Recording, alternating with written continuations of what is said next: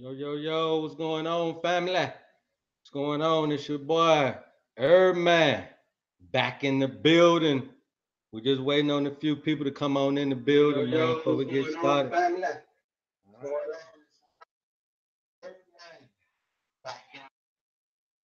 what, I, that's what I like to hear. That's what I like to hear. I like to hear it like that. They let me know we on and pizzopping. Come on in the room, people. Come on in the room while I see what we looking like here on the line. Come on in the room. Got a great topic, a hot topic. You know, this is not a new topic, but it's definitely something that we definitely need to talk about. It's plaguing our communities, and we may not even know it. And I just think that it's one of those things we definitely need to highlight. Um, we definitely need to come to some kind of understanding of uh, why this is happening and how we are even going to resolve food discrimination if that is the case. You know what I mean? I think that that's very important to talk about. I mean, you're talking about millions of people who literally cannot have access to fresh foods. Sometimes you thinking you're going to your local grocery store and you may not necessarily be getting the best quality of food, all because you live in a certain area code.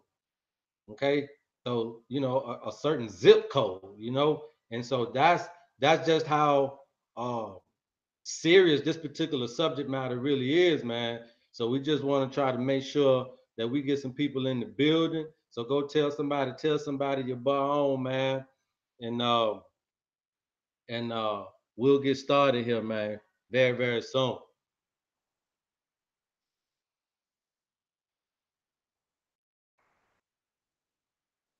If you're on Facebook, man, just hit the link. It'll bring you on in the building. If you're on YouTube, come on in the building. Let me hear you say yes, sir. Tell somebody, Herbman TV on, so we can get this education. But that's all it really is. Education for my people, man. I love y'all, man. I love y'all, man. Couldn't do this without y'all, you know what I mean? And so you know, I'm of my people, I'm for my people, and I wouldn't be nothing if it wouldn't be for my people. So, it's all for you guys, man. All right, so here it is, man. Do you know if you're living in a food desert? Do you know what a food desert is? Okay. Um, do you realize that there may be a meticulous strategic plot in why you cannot access quality foods in the way that you can? All right. It may be a reason why you may have to go 2 or 3 miles to a fresh fruit grocery store, or it may be a real reason why you may have to travel 5 miles to a farmer's market or something like that. It may be a reason why there's nothing but fast food restaurants on your road way before you get to a grocery store. There may be reasons why there are a lot of convenience stores on your block way before you get there. All right. So let's go ahead and get into this, man, and let's see why it is what it is, man.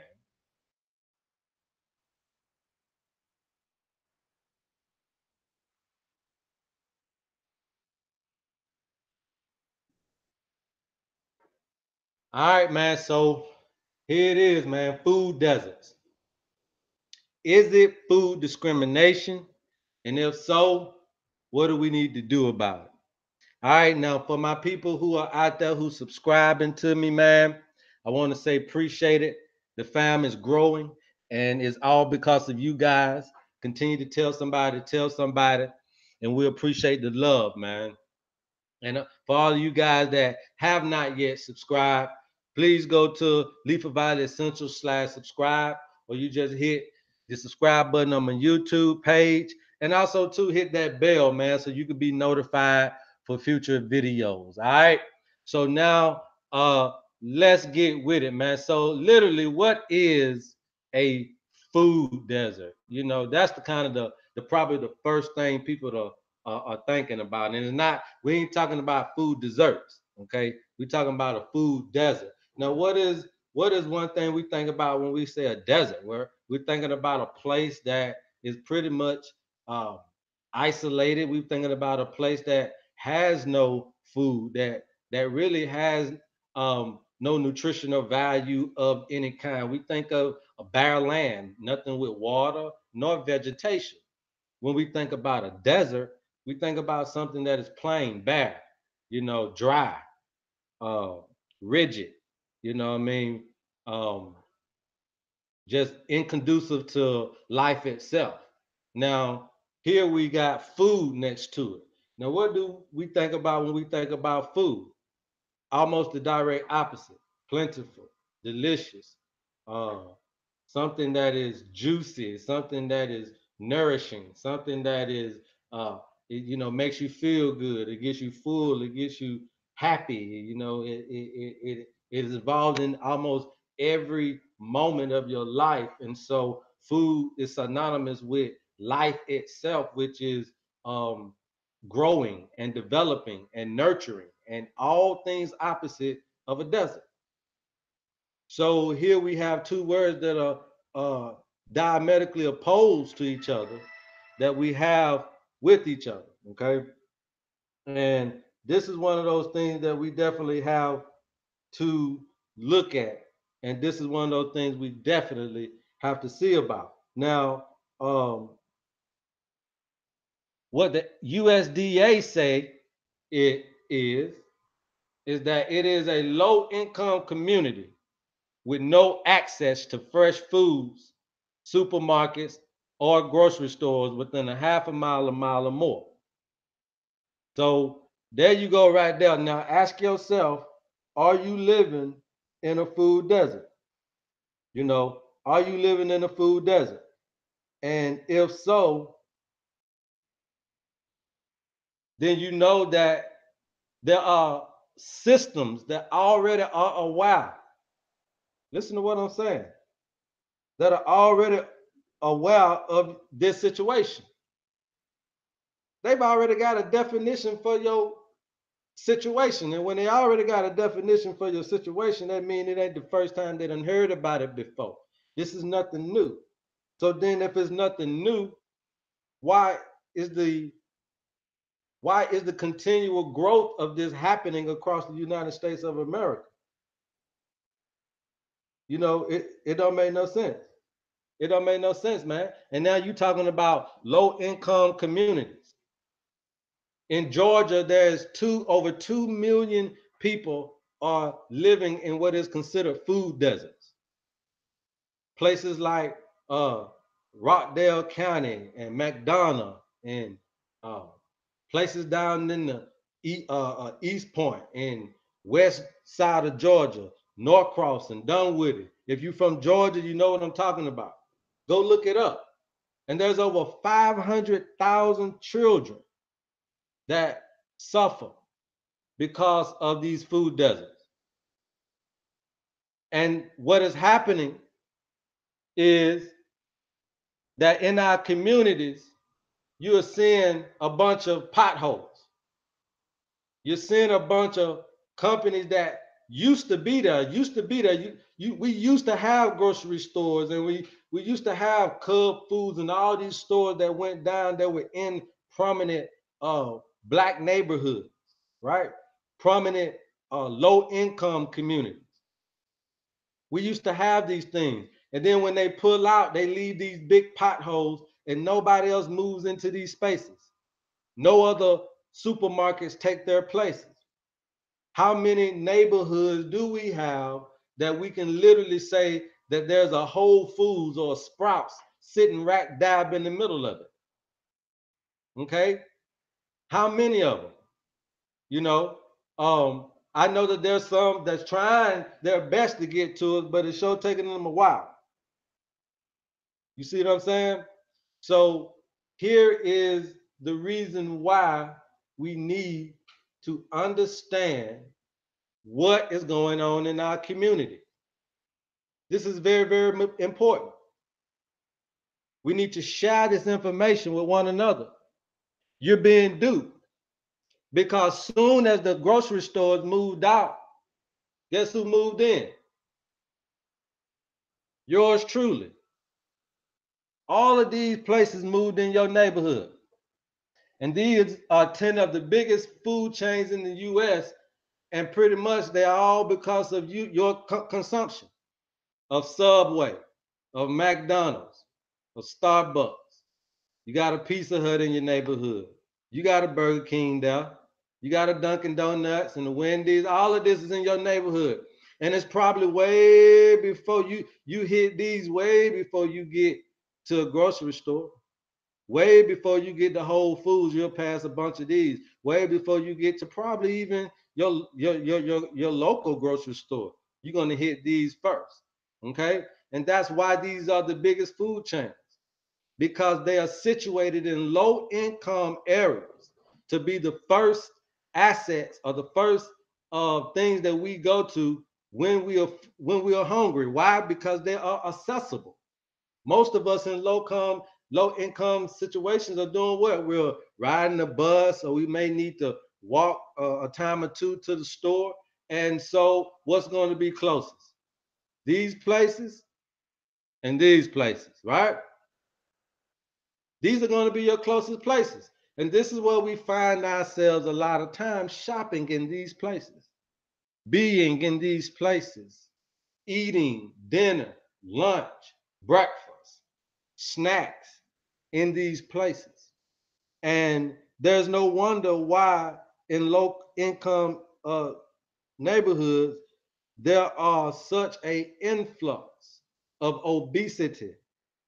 There's such a influx of heart disease. There's such an influx of prostate cancers and all these different types of things that derive from food, diabetes, because all of these foods are high in salts, sugars, and things that you just wouldn't even imagine. And when you're getting this high salt and high sodium and high sugar intake, then only two things are going to happen. If you got high salt intake, you're going to get high blood pressure, heart disease. If you got high sugar intake, you're going to get diabetes. And diabetes sooner or later will lead to heart disease. And if you got a high in salt and sugar intake, you're probably going to be obese in some form or fashion. So it's scientific. It's scientific. And what we have to do as citizens is we got to wake up and we got to figure out some solutions and how we are able to provide nutritional substances to ourselves and our children and our communities alike. And there are some things that we can do. And one of them is demand that fresh food supermarkets come back to our communities from a business development standpoint and such on. Low income people still buy food. It is what has kept the convenience stores and the fast food chains in business. So surely the money is there. So if you really don't want the money, you can't say there is no money. You just don't want the money then. Because we all know that everybody got to eat. And so when you're moving out of our communities and you're not moving because of financial situations, why are you moving?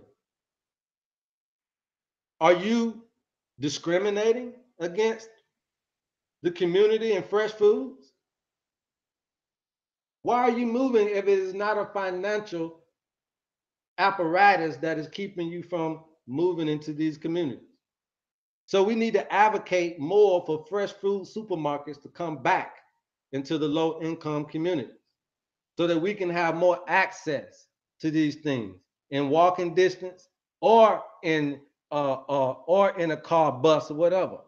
We just need to have access to it. Okay, it is highly important that we begin to understand that it is by nature law that all of us have the birthright to natural organic foods. We all have it.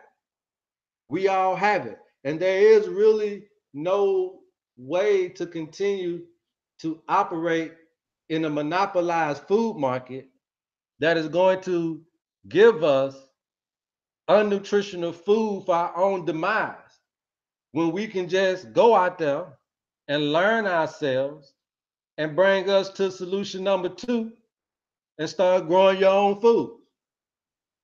Okay? Start getting one with nature again. Start allowing the old thing of our past to revolutionize our future. And start turning empty lots into gardens. Start turning our backyards inside of our homes into miniature food oases.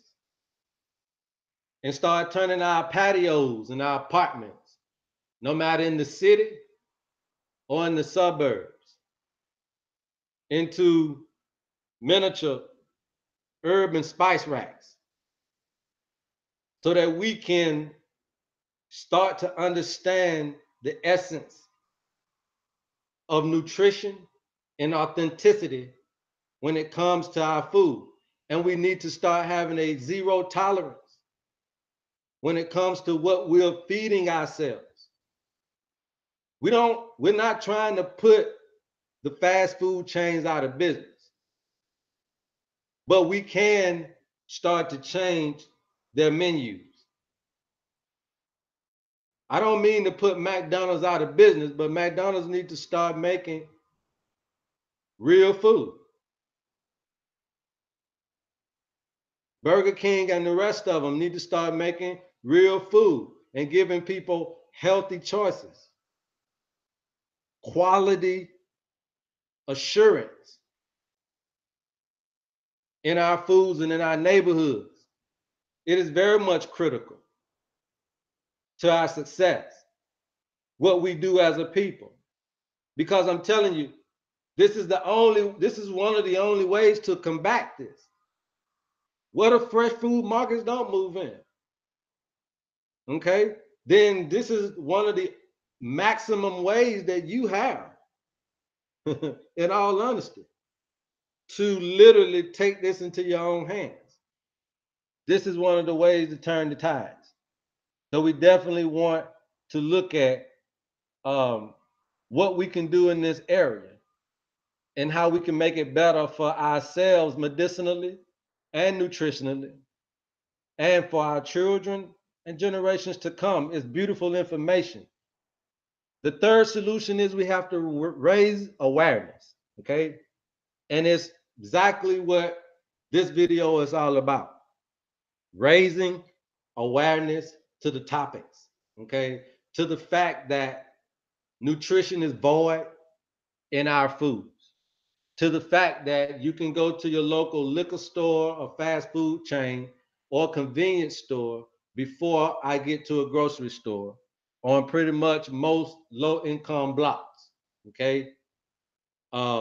Even if I go and look at Candler Road, and if I go stand in the middle of Candler Road and the section of Memorial Drive, and for people who know Atlanta, you can stand right there and it may take you about a mile or two to get to your nearest grocery store, okay? So you have children, you have mothers with kids that are trying to not only haul groceries, but the kids as well with them. And how much can you get at the grocery store? Truly, how much can you bring back traveling that distance? Uh, uh, and then, if you are traveling in any kind of format like that, you tend not to buy as many groceries as you possibly could if you had your own car. So then we also too need to raise awareness in the employment sector, right?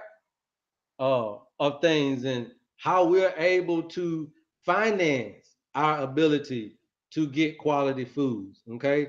And so these are all things that we can do when you're talking about raising awareness. These are all things that you can do. Um, because they're so important. It's not just one thing. It's not just one way. It's not just you know tunnel vision. It's everybody bringing on board.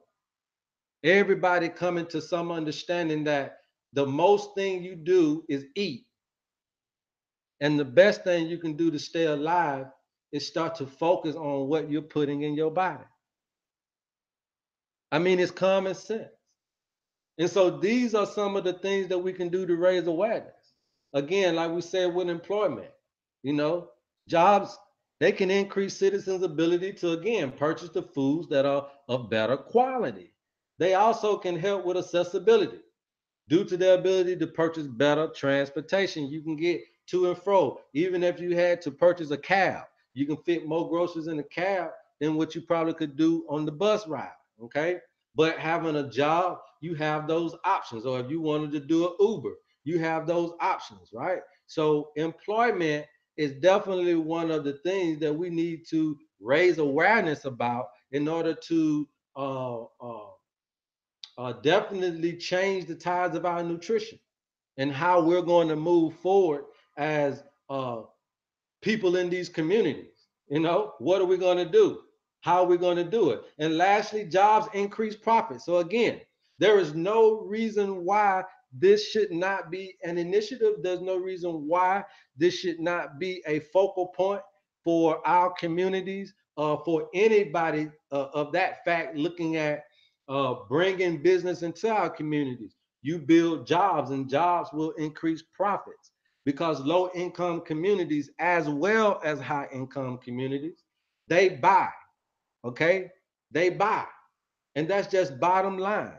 And so when we're looking at some of our community initiatives here, we can see that there are a few different things that we can do to raise awareness, okay, about food deserts and food discrimination as a whole. Now, another thing we can do is look at our herbal consultations and how we can better educate ourselves with educational programs that are very critical. Because if you give a citizen education, then you make that citizen have a more informative choice when they go to the grocery store. They know what to look for. And that's why knowing your traditional diet is even helpful in this particular area.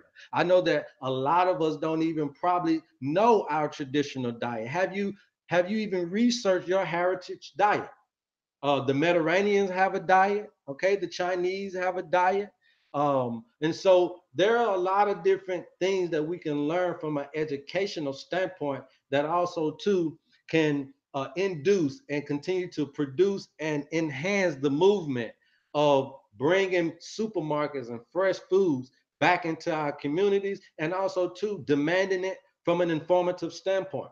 All right, now also education can be of value because it enhances the health and overall wellness of the citizens while increasing agricultural awareness and next generation conservation. Now, that is very, very, very, very important to me right there. That's very important because now you're talking about me personally, but then also now you're talking about my children and how I may not have been thinking in the future about my nutrition and how that not only affected me, but it also affected my children or is affecting my children and my spouses. Okay. So, as a person who cooks the majority of the foods, I understand that what I like, I tend to cook. And so if it is not healthy, if it is not effective in being nutritional to my body, then what am I giving my household?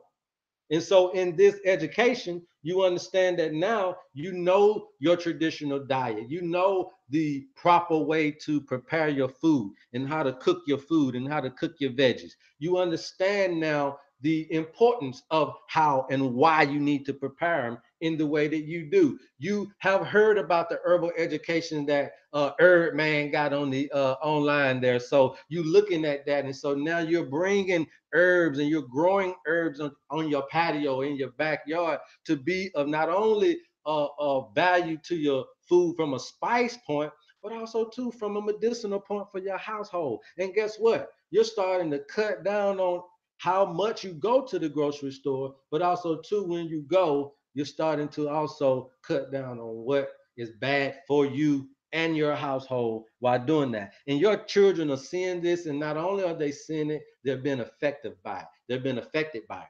And what happens is they learn now how to conserve and how to grow their own foods and how to nurture nature and how to conserve it, knowing that it benefits them not from a conquering or enslaving standpoint, but one that understands that it is all a part of life and you have to give some and take a little. Okay. Now, another factor that education brings is that this overall will produce a more healthy and stable environment for us all. Okay. And that should be a plug. That should really be a plug there. This is going to be very, very good for our environment, people. Don't you understand? And it's going to be very good for the citizen as a whole, like we just spoke about earlier. And then it's going to filter down into our community. And then when we start having more health conscious individuals. Now, when I say health conscious, I'm not saying, I'm not encouraging any type of diet. I'm just talking about knowing what to eat on a daily basis that will bring nutrition to your body. That's the standpoint that I'm coming from. What do you intake from a vitamin and mineral standpoint that brings you your daily value that will keep you from any sicknesses and being diseased in any point of your life? And that is truly the essence of this particular thing.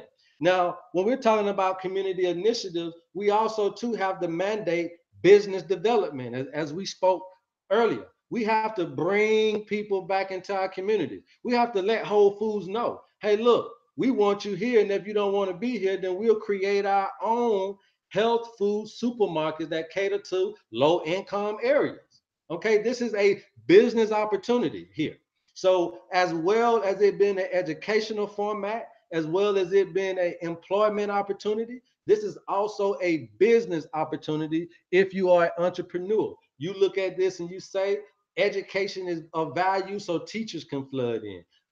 The food is of value, so you have a lot of farmers now that can flood the market, that can come into the low income area. More farmers that can understand that it's needed can now raise profits. You don't necessarily have to just buy out to your high-end grocery stores, but there is value in the low-income communities. There used to be back in the day a little truck that used to pull up with watermelon and fresh fruits and vegetables on it. Now and we used to get our things from that, but we no longer see the value in those things anymore. But again, our past is going to have to be a thing that we have to revolutionize in order to sustain ourselves and the planet as a whole. And another community initiative, definitely, again, community gardens, as we explained, they have to become a thing that we can do. There's a lot of vacant land around us, and we need to be able to use that land. If you're not going to build on it, then we should be able to eat off of it. Again, if you're not going to build on that land, we should be able to eat off that land. We should be able to use that land for food if there's nobody going to be living on that land. Okay. And we should be able to do these also, encourage this within our churches to start little community gardens and little church gardens on their plot of lands, and just start the trend, start the conversation, start the communication and the fellowship around this idea. Start bringing in more health conscious and health cultural people to speak into the churches so that people can understand their heritage and their traditional diet and how to prepare our same old foods that we like to eat. But there's a better way to eat collard greens and chard and mustard greens and also too. And we don't have to throw those foods away as if they're of no value. We still need those things. And so all of these things are very, very important. And then thirdly, we're talking about nutritional incentives. All right. Bringing this awareness to preventive medicine and to the medicinal industry as a whole so that they can start uh, devising some type of plans, man, that will incentivize people who are nutritional, people who are healthy, people whose families are healthy. Maybe you can get tax breaks on your insurances. Maybe you can get, whatever. But we start to devise incentives that will incentivize Americans and citizens to stay healthy, to be healthy, um, and to encourage that. And I already can see a lot of insurance companies starting to do that. You have companies like United Healthcare that give you free wristbands that you can wear and encourage walking. And I think what they do is pay you so you get like $1 or something, whatever if you meet the goals. So I think you can get up to maybe $1,000 in a year. So that's a free $1,000 just by walking. So little things like that that will encourage nutritional incentives is always going to be a very, very, very, very good thing to do when you're talking about community initiatives. And so this is one of the biggest reasons why I wanted to do this video. I wanted to highlight, everything about uh, food deserts and letting you know that they're everywhere. You have food deserts in Chicago, Virginia, Mississippi, Atlanta, um, the West Coast, up north. It doesn't matter where you at or where you from. Okay, you guys need to go online and just Google food deserts. They have maps to show you if you are living in a food desert or not. And based on this video, you can listen to what I'm saying here and know if you are or if you're not, man. You guys know if y'all if y'all are living in that thing, man. But again, so we definitely need to be careful about how we're approaching our health. This is 2019. A lot of people are going to the doctor for curable diseases, but are dying from it. And that is a sad case because I continue to preach that food is medicine, man. And you guys, you got to know it, man. Food is medicine. I'm telling you from the bottom of my heart. Y'all got to know it. Food is medicine. And when you guys get that, you'll really realize why Herbman do YouTube videos. You know, why I do the herb of the day. You know, why we push out the wealth videos. Again, because the information needs to be spread. But not only the wealth information, because you can make $1 million, but if you don't live long enough to spend it, was it worth it? You can make 100 million.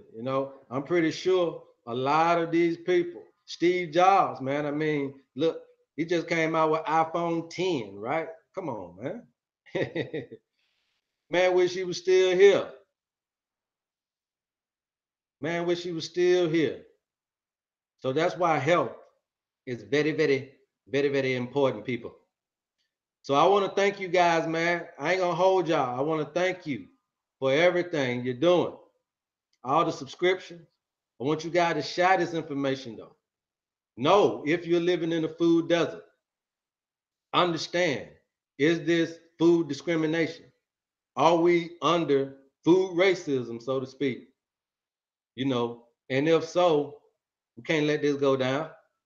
You can't let people dupe you and you eat things that are not nutritional and you're falling victim to to health situations, all because you don't really have any information to know how to combat it. That is a sad death. Okay. So hey man, I love you guys. And there's absolutely nothing you guys can do about it. This conclude our episode, man. Peace.